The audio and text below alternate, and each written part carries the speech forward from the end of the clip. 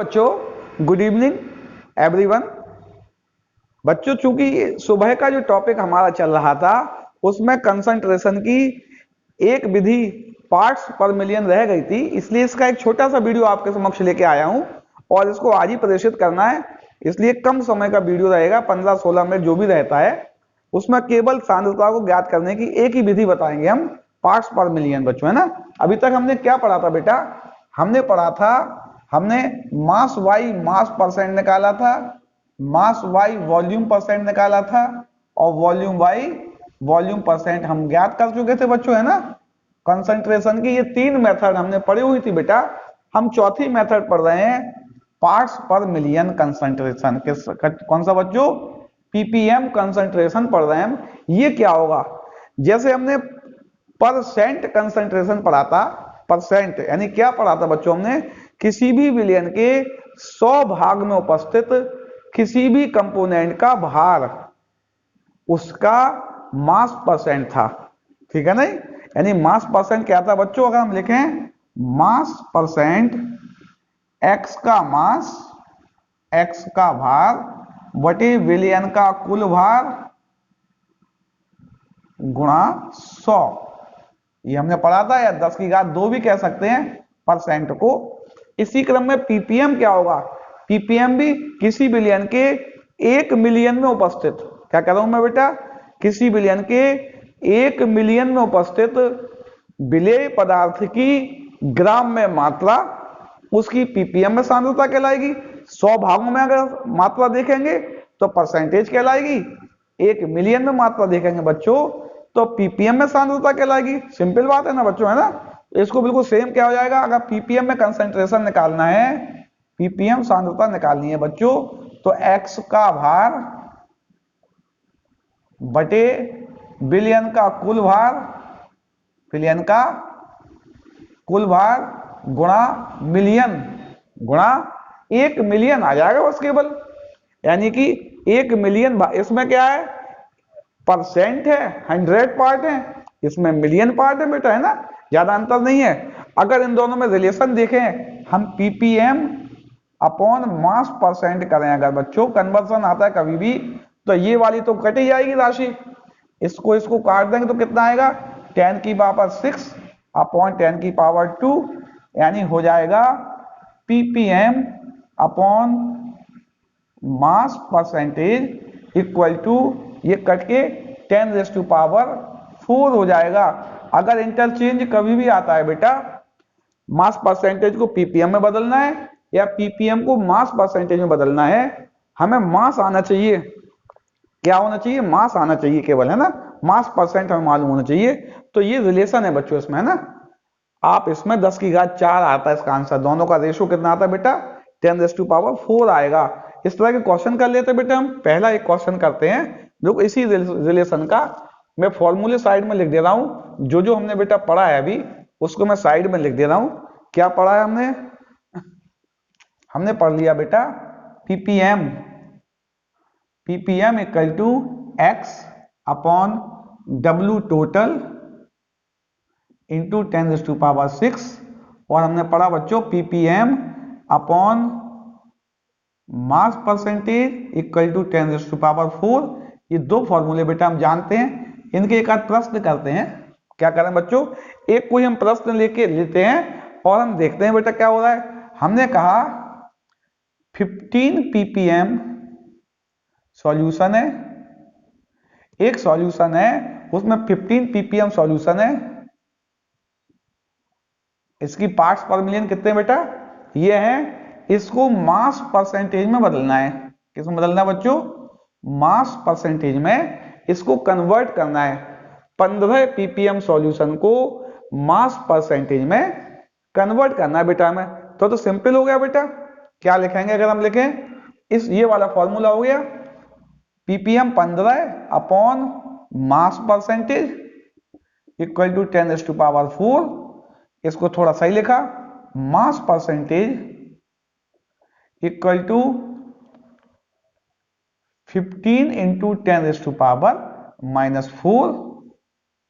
आ गया बेटा, है ना। मास परसेंटेज कितना आ गया 15 इंटू 10⁻⁻⁴। बिल्कुल छोटी सी बात है बच्चों, इसको नोट कर लीजिए थोड़ा। चलिए हम अगला प्रश्न कर लें बच्चों। अगला प्रश्न है, यदि हम लिखें एक समुद्री जल के 1 लीटर नमूने में, एक क्वेश्चन लिख रहा हूं बेटा, समुद्री जल के 1 लीटर के एक नमूने में 5.15 गुणा 10⁻³ ग्राम ऑक्सीजन है। क्या है बच्चों? समुद्री जल के 1 लीटर के नमूने में 5.15 गुणा 10⁻³ ग्राम ऑक्सीजन है, तो इसकी ppm में, किसमें बच्चों? ppm में सांद्रता बताओ। क्या बताओ बच्चों? ppm में सांद्रता बताओ। और विलयन की डेंसिटी दी हुई है 1.03 ग्राम प्रति सेंटीमीटर क्यूब। चलिए भाई, ppm में सांद्रता के लिए हमें बच्चों विलयन का मास ज्ञात होना चाहिए, टोटल मास, और विलेय का मास ज्ञात होना चाहिए। तो विलेय का मास तो हमें दिया हुआ है बेटा, विलेय का मास तो हमें दिया हुआ है। जो विलेय है वो कौन सी है? ऑक्सीजन है ना। यानी क्या लिखे हम? विलेय का मास, विलेय O2 का भार कितना दिया हुआ है? x मान लिया हमने इसको, x दिया हुआ है बच्चों 5.15 इंटू 10⁻⁻13 ग्राम। विलयन का भार क्या निकालना है? विलयन का भार ये हमें नहीं दिया है, लेकिन हमें विलयन का आयतन दे रखा है बच्चों। क्या दे रखा है? हमें विलयन का आयतन दे रखा है समुद्री जल का 1 लीटर यानी कि 1000 ml। 1 लीटर यानी कि 1000 ml। हम जानते हैं सूत्र आयतन का होता है, आयतन क्या होता है भाई? Mass upon density. आयतन क्या होता है? Mass upon density. अगर इसको मास में कन्वर्ट करना है बच्चों, मास में कन्वर्ट करना है तो वॉल्यूम इंटू डेंसिटी कर देंगे हम। तो वॉल्यूम कितना है बच्चों? 1000। डेंसिटी कितनी दी है? डेंसिटी 1.03, यानी आंसर आया 1030। कितना आ गया बच्चों? 1030 ग्राम। अब ये ग्राम में हो गया। विलयन का भार कितना हो गया बच्चों? विलयन का भार यानी कि W टोटल कितना हो गया? 1030 ग्राम। ठीक है ना। विलय का भार x कितना दिया है? ये दे रखा है। W टोटल कितना दे रखा है? ये दे रखा है। अब तो ppm में हो ही गया बच्चों। ppm कॉन्सेंट्रेशन निकालेंगे, अगर ppm कॉन्सेंट्रेशन निकालेंगे बच्चों तो कैसे निकलेगा? x upon W total into 10⁻⁶। x कितना दिया होगा बच्चों? 5.15 इंटू 10⁻⁻3। W टोटल कितना दिया हुआ है बच्चों? 1030 और इंटू 10⁻⁶। जब ये हटाया बेटा तो यहां पे 10⁻² आ गई। कितनी आ गई? यहां पे 10⁻² आ गई है। ये इससे 2 टाइम कट गए, यानी कि, और ये पावर को काटें, ये 10⁻4 बची है और यहां से 3 और चली गई। आंसर आया 10/2। कितना आंसर आया बच्चों? 10/2 आ रहा है ना। हाँ, 10/2 और आंसर आ गया 5 ग्राम। कितना आंसर आ गया बच्चों? 5 ग्राम। कितने में 5 ग्राम रिजॉल्व है? ppm में, इन 1 मिलियन। इसका ppm में कंसंट्रेशन कितना आ गया? इसको सही से माइनस कर दें बेटा। ठीक है, माइनस तो सही हो रहा है ना, मतलब कैलकुलेशन देख लेना, कैलकुलेशन में सही है। 5 ग्राम आ रहा है किसमें बच्चों?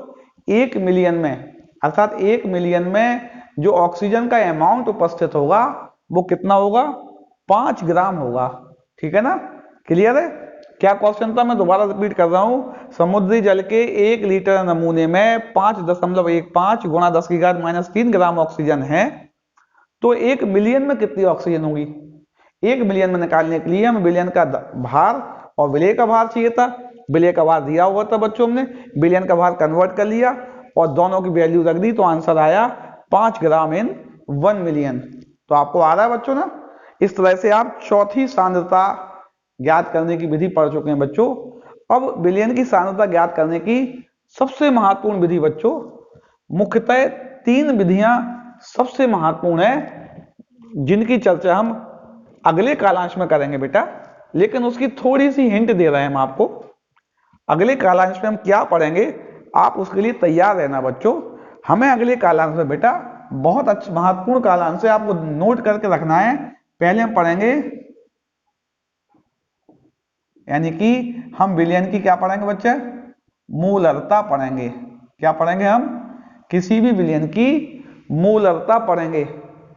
समझ में आ रही बात करनी आ रही बच्चों, क्या पढ़ेंगे हम, विलयन की मूलरता पढ़ेंगे। हम विलयन की मूलरता को ज्ञात करेंगे, कैसे ज्ञात करेंगे उसके सवाल करेंगे सब तरह के। इसके अलावा मूलरता पढ़ेंगे एक विलयन की, किसकी, सिंगल विलयन की, सिंगल सॉल्यूशन। मिक्सर की भी पढ़ेंगे,